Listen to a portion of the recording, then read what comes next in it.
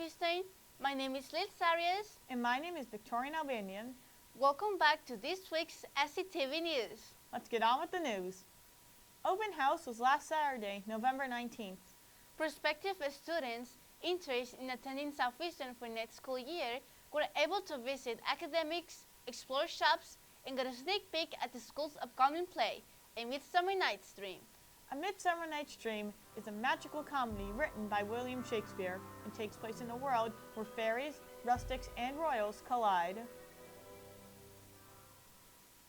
The play will be performed on December 1st, 2nd, and 3rd at 6:30 p.m. Tickets are $15. Use the promo codes LOVERS, FAIRY, RUSTIC, or CREW to get $2 off for every ticket.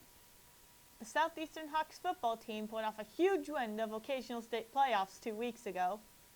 They beat Bristol Plymouth 21-14 and advanced to the MVADA state semifinal game last week.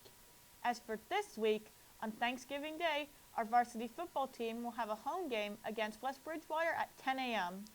This is their last game of the season, so make sure to come out and support our Hawks. And now it's time for some Thanksgiving trivia. What wasn't served at the first Thanksgiving? Is it A, seafood, B, turkey, C, deer, or D, corn? The answer is B, turkey. During the first Thanksgiving, pilgrims served wild fowl for their meal, meaning birds such as geese and ducks. Students, a small turkey plushie has been hidden around the school. Today, November 21st, and tomorrow, November 22nd, are the last days the plushie will be hidden. If you find the hidden turkey, bring it to Mr. Zajac or leave with the front office staff to get your prize. Have fun!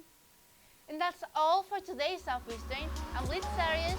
And I'm Victorian Albanian. And we'll see you next time on SETV News.